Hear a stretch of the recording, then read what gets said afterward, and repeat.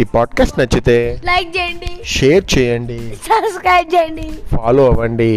అనగనగా ఒక అడవిలో ఒక జిత్తులమారి నక్క నివసిస్తూ ఉండేది. నక్క అంటేనే జిత్తులమారి.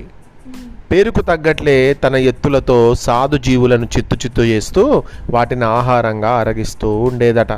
ఒకరోజు ఉదయమే ఆహారం కోసం బయలుదేరిందా నక్క. ఆ అడవిలో చాలాసేపు తిరిగింది. ఒక్క జంతువు కానీ పక్షి కానీ దొరకలేదు. ఇక చివరి ప్రయత్నంగా నది ఒడ్డుకు వెళ్ళి చూసింది.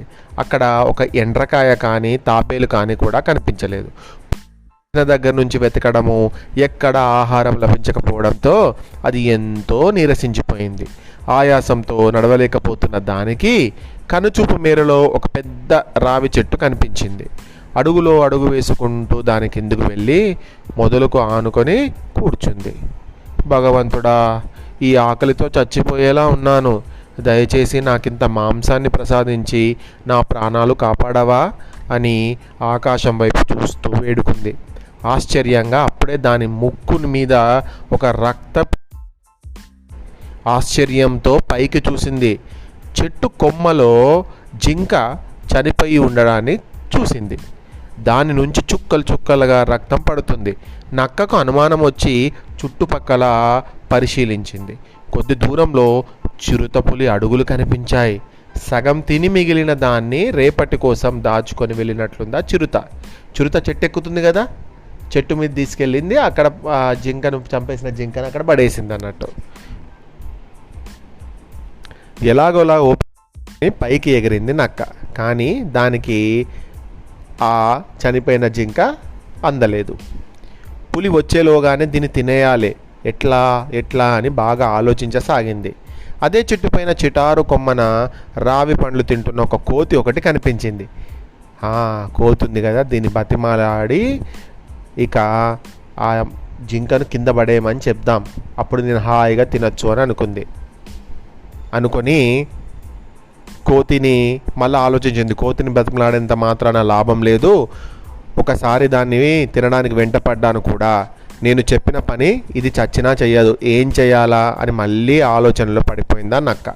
ఇంతలో దానికి ఒక మెరుపు లాంటి ఉపాయం తట్టింది. ఒక రాయి తీసుకొని సూటిగా కోతి మీదకు విసిరింది. ఎవరు విసిరిండ్రు? నక్క.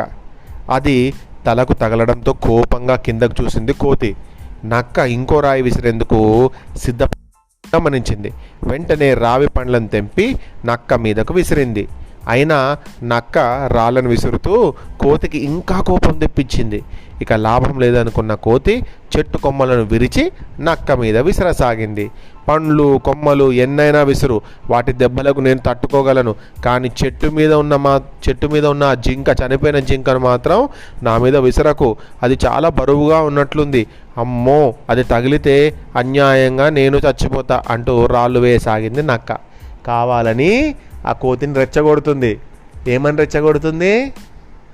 ఆ నక్కకు ఆ జింక మాంసం తినాలని కోరిక. కానీ ఆ జింకను విసిరేయడం అంటే విసిరేస్తుంది ఆ కోతి? విసిరేది. ఎందుకంటే ఇదివరకు కోతికి దీనికి గొడవ జరిగింది.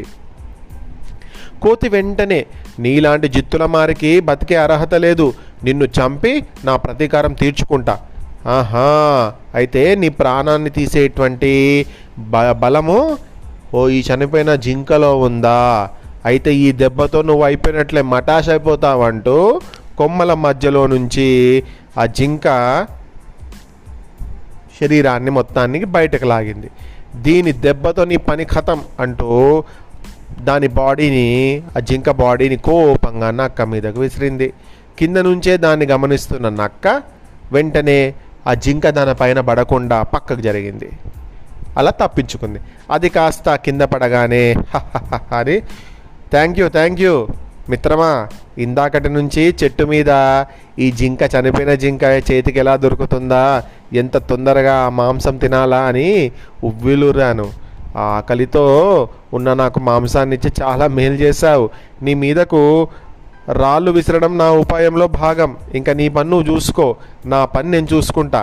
పులి వచ్చేలోగా దీన్ని లాగించేయాలి అంటూ గోళ్ళు దంతాలతో ఆ జింక, చనిపోయిన జింకను తినసాగింది. నక్క ఎత్తుగడ అర్థం కాని కోతి బిత్తర చూపులు చూసింది. ఈ కథలో ఉన్నటువంటి నీతి ఏంటి? మనం బ్యాడ్ పీపుల్కి హెల్ప్ చేయొద్దు. బ్యాడ్ పీపుల్కి హెల్ప్ చేయదు, కానీ నక్కక తినాలని ఉంది.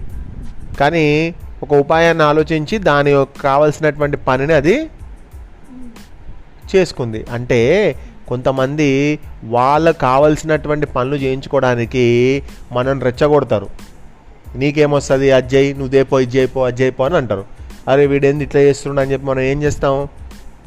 రెచ్చిపోతాం. ఎవరైనా రెచ్చగొడితే రెచ్చిపోవద్దు. అర్థమైందా? వాళ్ళ స్వార్థం కోసం వాళ్ళు మనని రెచ్చగొడతారు. సో అలాంటి వాళ్ళ నుంచి దూరంగా ఉండాలి.